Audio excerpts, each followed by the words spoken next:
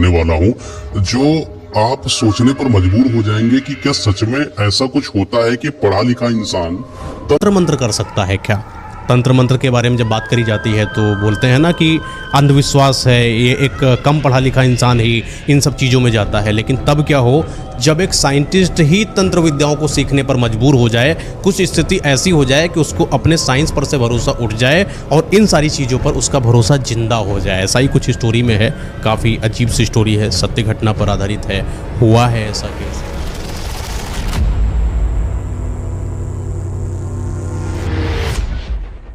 ऐसा गांव होता है जो मतलब कि एक खुशहाली से भरा एक परिपूर्ण गांव होता है, हर एक इंसान बहुत खुश है। लेकिन एक इंसान है जो उस गांव के एक कोने पर रहता है और वो गांव वालों से थोड़ा बातचीत नहीं करता है, क्योंकि उसको ऐसा लगता है कि ये जो गांव वाले हैं थोड़ा पढ़े लिखे हैं नहीं, ये फालतू की बातें करते हैं और ये तंत्र मंत्र भरोसा इन सब पता नहीं क्या क्या करते रहते हैं। उनको अपने गांव के लोगों पर, उसके विचारों पर गांव के भरोसा नहीं रहता था, उनसे दूरी बनाकर रखता था। गांव में मंदिर लोग जाते थे, एक वहाँ पर बाबा रहते थे, उनके पास एक ऐसी किताब थी जो किसी भी चीज़ का निवारण कर सकती थी। जैसे गांव में कोई दिक्कत हो जाए, किसी इंसान के ऊपर कोई भूत प्रेत साया आ जाए, हर एक चीज़ का निवारण उस किताब में था। और उस किताब को बड़ा सम्मान की नज़र से घर वाले देखते थे, गाँव वाले देखते थे, बाबा जी देखते थे, उसकी पूरी सम्मान प्रक्रिया भी होती थी। और इन्हीं सारी चीज़ों से जब बातें उठती थी गाँव में तो वो उन सब चीज़ों से चिढ़ जाता था ये आदमी, और इसलिए अपने आप को इसने गांव से थोड़ा सा दूर कर लिया था। समय बीतता जाता है, ये गांव के बाहर ही रहता है, खुशहाली से अपना काम करता है, रिसर्च करता है, सब बेहतर होता है। लेकिन एक समय आता है, इसकी जो पत्नी होती है वो बीमार हो जाती है, असल में लकवा पैरालाइज्ड हो जाती है। तो ये इलाज करता है, बेहतर डॉक्टर्स से बातचीत करता है, इलाज करवाता है। लेकिन कुछ ऐसा इनके वाइफ के साथ हो जाता है कि उनकी वो बीमारी, लकवा तो था ही, साथ में कोई और बीमारी भी से ग्रसित हो चुकी थी। उनको उस बीमारी ने भी घेर लिया था, जो बीमारी जा नहीं रही थी। हर तरीके का इन्होंने इलाज करा लिया, इनके संपर्क में बेहतर दोस्त थे, पढ़े लिखे थे, अच्छे लेवल पर डॉक्टर्स से संपर्क थे इनके, हर जगह के बड़े बड़े हॉस्पिटल में लेके गए वाइफ को, लेकिन वहाँ पर किसी भी तरीके का कोई इलाज नहीं हो पाया। अच्छा, ये जो साइंटिस्ट थे इनको अपनी पत्नी से बड़ा प्रेम था, ये कुछ भी हद तक जाकर अपनी पत्नी को बचाने की कोशिश करने के लिए तैयार थे।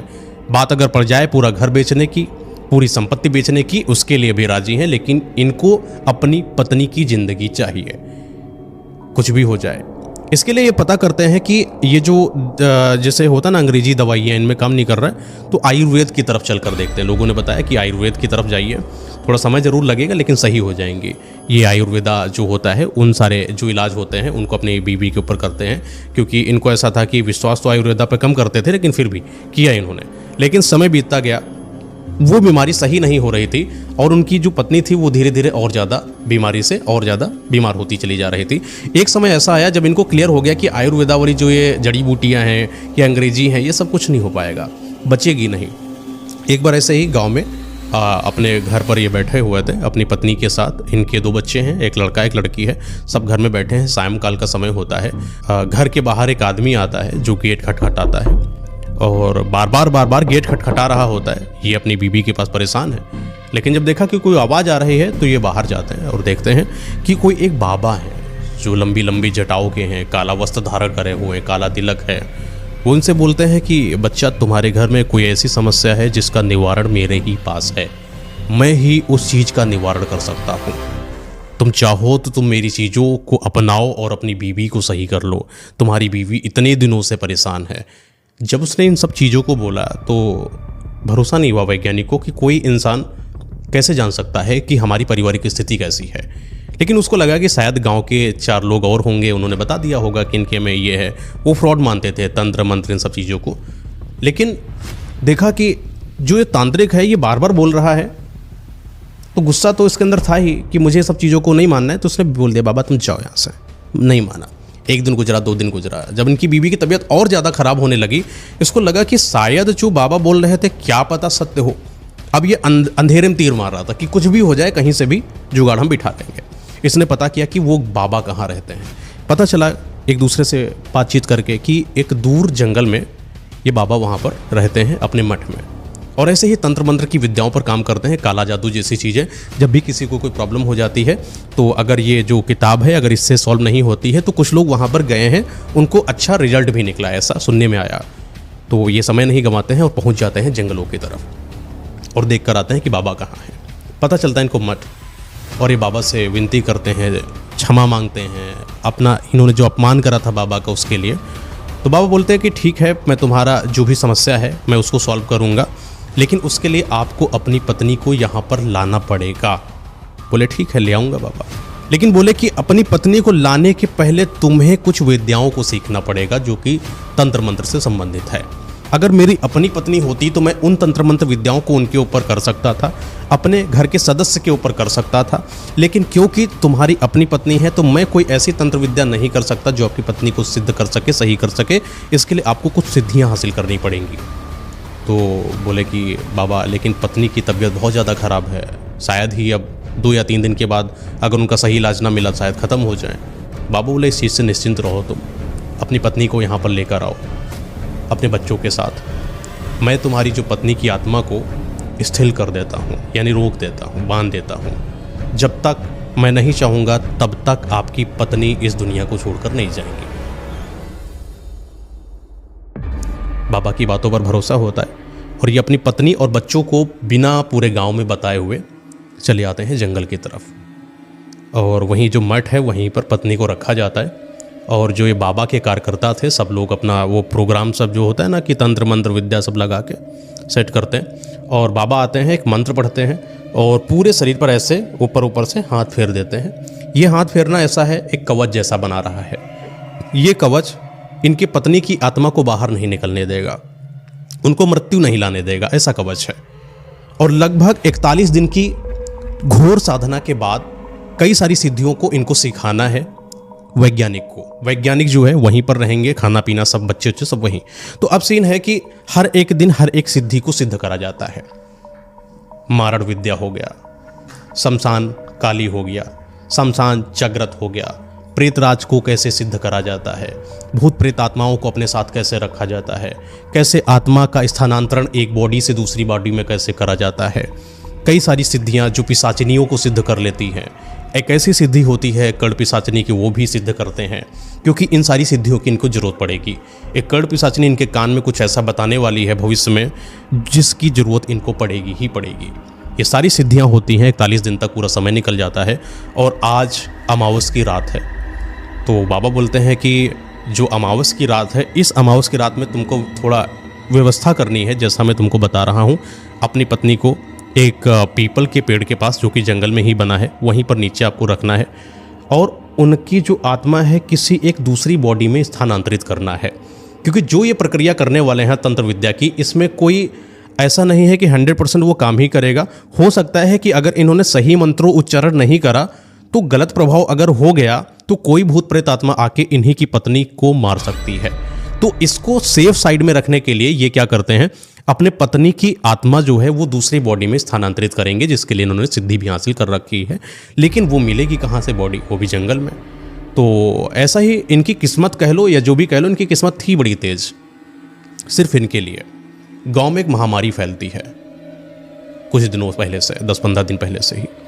इस महामारी में क्या हो रहा है कि गांव का लगभग हर एक इंसान, हर एक क्या मतलब जिसको भी ये महामारी लग जाती है वो बहुत ऐसा बन जाता है, संक्रमित हो जाता है। उसके आसपास अगर कोई रहता है उसको भी वो महामारी लग जाती है और तड़प तड़प के इंसान मर जाता है। धीरे धीरे 5, 6, 7, 8, 10 घरों में लाशें जब गिरने लगी तो इसका निवारण जब लोग गए गांव वाले बाबा से, वहीं बाबा थे ना जो किताब रखे थे अपने पास, उनसे पूछते बाबा क्या हो रहा है। तो बाबा बोलते हैं कि कोई बुरी दृष्टि है अपने गांव पर, एक महामारी प्रवेश कर चुकी है गांव में। इसका यही बस निवारण है कि जिस भी इंसान को ये महामारी लग जाती है उसको इस गांव से भेज दिया जाए। कुछ सिम्टम बताया गया कि ऐसा ऐसा होगा अगर तो उसको महामारी होगी। अब जब भी किसी के घर में कोई ऐसा सिम्टम देखने को मिलता किसी सदस्य के अंदर, उसको समझ लिया जाता है कि वो महामारी है, उसको गाँव से छोड़ दिया जाए। तो ऐसे ही क्या होता है कि एक घर में छोटी बच्ची होती है वही 12-15 साल के आसपास की, उसके अंदर कुछ ऐसे सिम्टम दिखाई पड़ते हैं तो गांव वाले के जो परिवार वाले हैं वो तो बताते नहीं, लेकिन किसी दूसरे के परिवार होता है ना कि अपना बच्चा है मर जाए चाहे जो हम मर जाएं लेकिन बताएंगे नहीं, लेकिन वो मोहल्ले में कोई इंसान को पता चल जाता है ऐसा सीन है तो बता देते हैं कि गाँव वालों के बीच में खबर फैल गई कि इनके घर में कोई बीमार है। तो लड़की को 12-15 साल की गाँव से छोड़ दिया गया। और ये जो साइंटिस्ट है, जो वैज्ञानिक है, जिसने अब तंत्र मंत्र विद्याएं सब कुछ सीख रखी है, इसने एक कड़ पिशाचिनी की सिद्धि को हासिल कर रखा है। अब गांव में कहाँ रखा कोई आदमी या कोई ऐसी औरत जिसके बॉडी में ये आत्मा को स्थानांतरित करा जाए।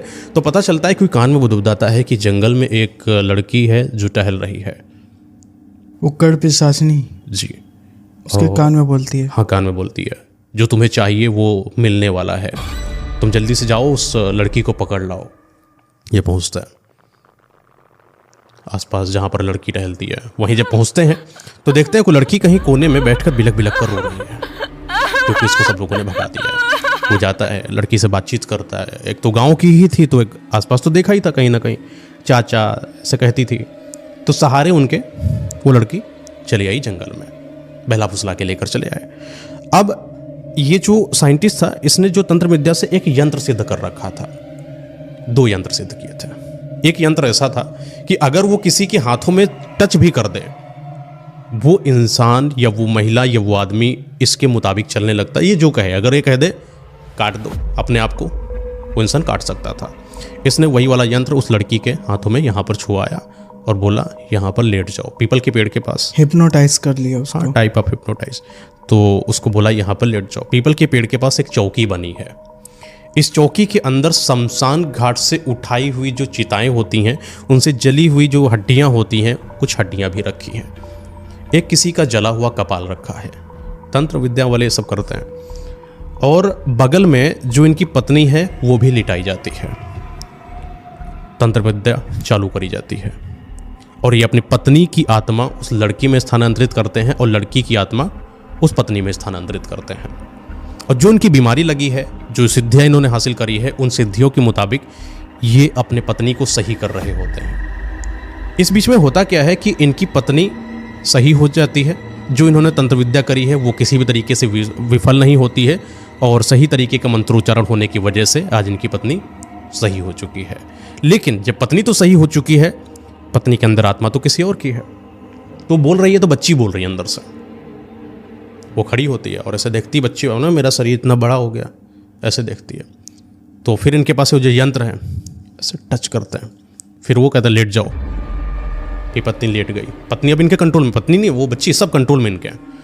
अब ये जो है वही वाला स्थानांतरण वाला जो यंत्र होता है, वो दोनों में टच करते हैं और इनकी आत्मा को फिर से स्थानांतरित करते हैं। लेकिन ये जो भी चीज़ है, ये एक लंबे समय से चल रहे थे और लगभग 1-1.5 घंटे पहले कुछ ऐसा हुआ था जो इन सब के ऊपर भारी पड़ने वाला था। क्या? गांव में कोई आदमी था जो ये सब करते हुए देख लेता है कि गांव की वही लड़की जो भगाई गई है उसको ये लेकर आया है। तो उसके दिमाग में ठनका, शायद जो इसने कर रहा है ये माहवारी इसी का कोई कर्म है। ये तंत्र विद्या से शायद कर रहा है। अपनी पत्नी को भी ये जो लकवा हो गया, ये बीमारी हो गई, शायद इसने पहले अपने ऊपर किया और जब नहीं हुआ तो ये गांव वालों को कर रहा है सब। इसको शक पैदा हुआ और जाता है गांव में बता देता है। गांव के लगभग जितने भी आदमी थे जो आ सकते थे जंगल में, वो सब आते हैं और उन्होंने भी सब करते हुए धीरे धीरे देखा और सबको ये तो पता चल गया, यकीन हो गया कि इस आदमी की वजह से गांव में महामारी प्रवेश कर गई है।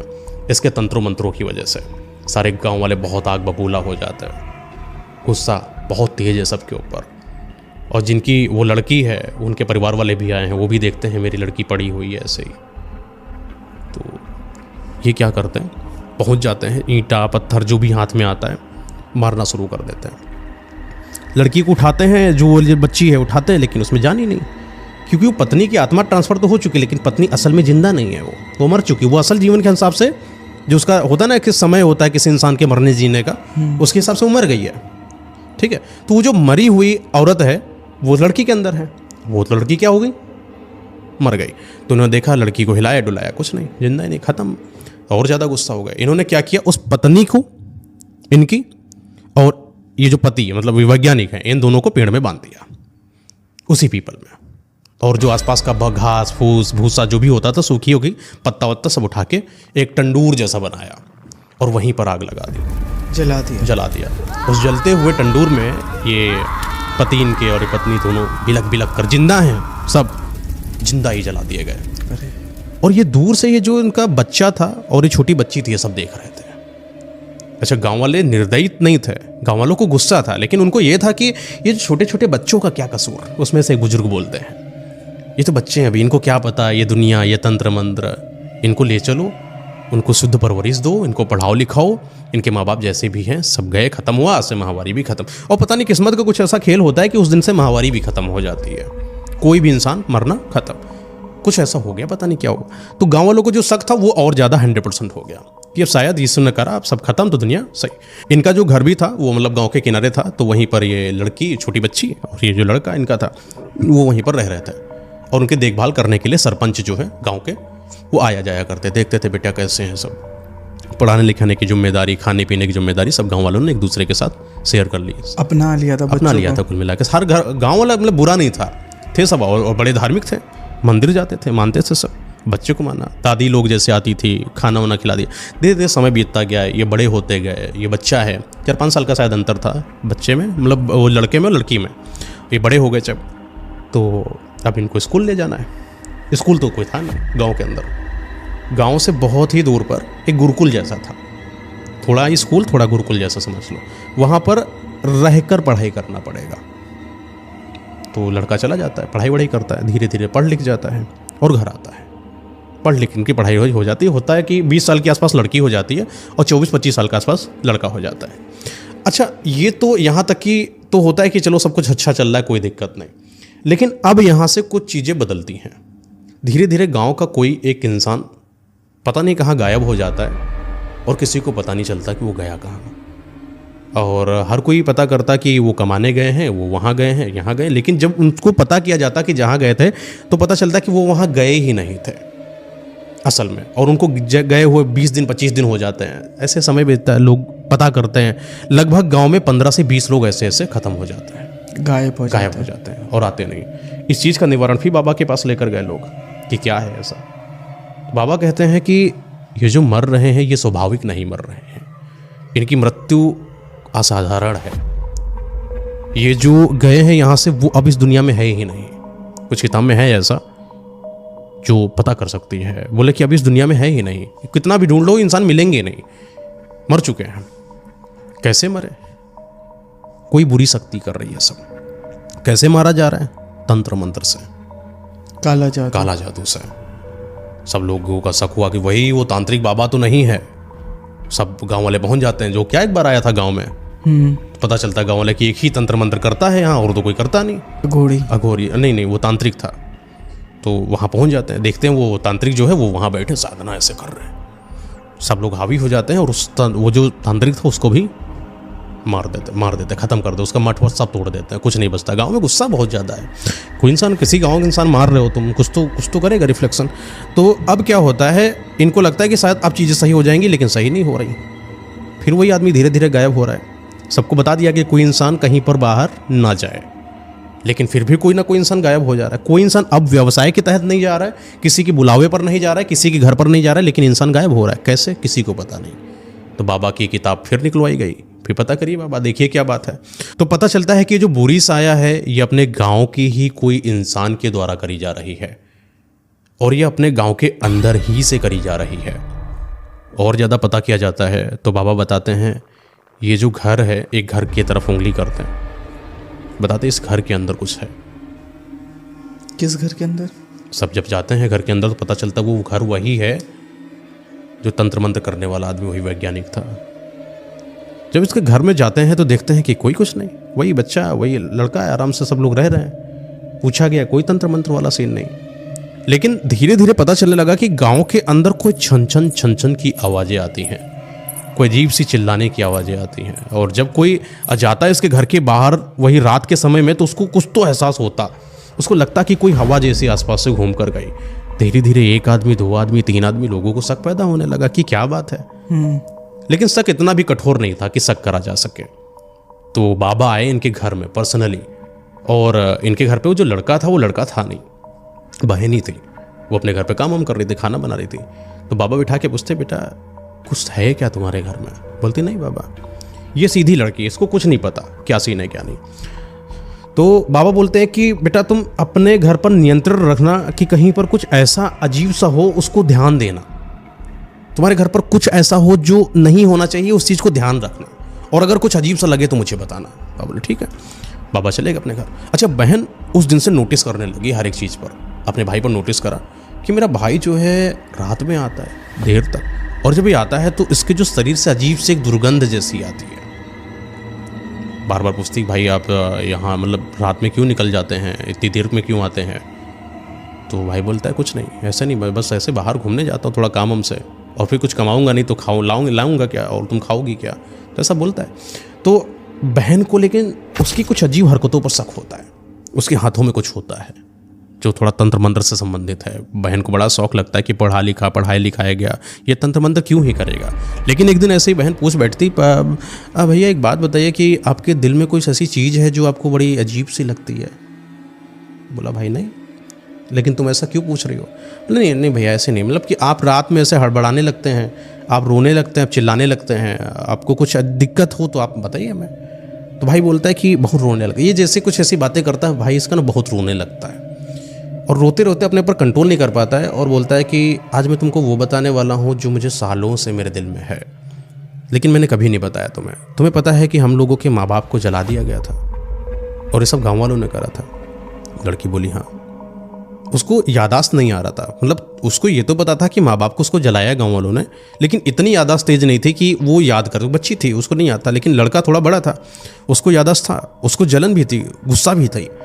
तो बोलता है कि बहन से कि मैंने सब कुछ देखा है और मैं इन गाँव वालों को छोड़ूंगा नहीं, मैं सबको मार दूंगा, ऐसा कह के वो शांत हो जाता है। बहन बोलता है अरे भाई कुछ मत करो, कोई मतलब नहीं, अब जो हो गया वो हो गया। बहन सीधी थी, वही बात करेगी ना सीधी कि जो हो गया वो हो गया, ख़त्म करो। लेकिन भाई शांत नहीं था, वो चिल्लाने लगा और जब चिल्ला रहा था आंखों में आंसू आने लगे और आंखों में जब आंसू आते तो बहन कहाँ रोक पाती, वो भी रोने लगी, उसको भी याद आने लगी। तो क्या होता है कि इसको जब इतनी अपने माँ की याद आ रही होती है तो ये बहुत परेशान हो जाती है, जैसे भाई बाहर चला गया अपने माँ की यादों में रोती रहती थी। तो लेकिन फिर वही गाँव के आदमी धीरे धीरे ख़त्म हो रहे थे। इसकी बहन ने सोचा कि एक बार मैं पता तो करूं कम से कम भाई जाता कहाँ है। किसी को बताया भले नहीं इसने बहन ने कि ऐसा ऐसा कुछ सीन है, और जब भी बाबा उससे पूछते कुछ हुआ, बोले नहीं। लेकिन एक रात की बात है, बहन जो है अपने भाई के पीछे पीछे जाती है कि आखिर ये गया कहाँ। तो बहन जब पीछे पीछे जाती है और देखती है जंगल, घनघोर जंगल के बीच में चलता ही चला जा रहा, भाई रुक ही नहीं रहा है, और एक पेड़ के पास कोई आदमी की लाश पड़ी हुई है, और ये जो लाश पड़ी हुई है ये इसी गाँव का कोई सदस्य है, और ये उस आदमी को वैसे ही जला के मार रहा है जैसे गांव वालों ने उसके माँ बाप को मारा था। लेकिन सबसे ज़्यादा शॉकिंग ये था कि जो ये भाई था, इसके साथ जो आदमी था, ये इसके साथ गांव से जा रहा था। ऐसा नहीं था कि जोर जबरदस्ती से खींच के लेकर जा रहा हूँ, साथ जा रहा था, अपनी मर्जी से जा रहा था। और जो भाई थे पूरी देखा था इसने बहन ने कि जब इसे मतलब गाँव के सदस्य बोलता इसका भाई लेट जाओ, वो लेट जाता, वो कहता वो कुछ चाकू वगैरह उठाओ ऐसे मार लो, वो मार लेता, हिप्नोटाइज हो गया था। हाँ, इसको सम्मोहन क्रिया आती थी, ये हर एक इंसान को सम्मोहित कर सकता था। बहुत सारी सिद्धियाँ जितनी भी सिद्धियाँ इनके पिताजी ने हासिल करी थी, लगभग उससे ज़्यादा सिद्धियाँ इसने हासिल कर रखी थी कि हर तरीके के भूत प्रेत आत्माओं को अपने पास बुला सकता था। प्रेतराज को तक सिद्ध कर लिया था इसने। कैसे सिद्धियाँ हासिल करी थी इसने, पापा को करते हुए देखता था, फिर जो इनके जो गुरु थे उससे भी कुछ ना कुछ सीखा था, जब ख़त्म हो गया तब नहीं सीखा, लेकिन कुछ ऐसी सारी चीज़ें थी जो इनके पिताजी के द्वारा करी हुई थी और उसने सीखा था, बस उन सिद्धियों को मजबूत करा था। और जब आप सिद्धि सीख जाते हो तो एक सिद्धि के बाद एक सिद्धि ऑटोमेटिक आपको वो भूत प्रेत आत्मा सिखाते चले जाते हैं, ऐसा होता है। प्रेतराज अगर आपने सिद्ध कर लिया है तो आप समझ लीजिए कि जितनी भी तामसिक शक्तियाँ हैं, सिद्धियाँ हैं, वो आपको आ जाएंगी। अच्छा कैसे आ जाएंगी? क्योंकि ये प्रेतराज चाहता ही है कि कोई इंसान जो है बहुत खतरनाक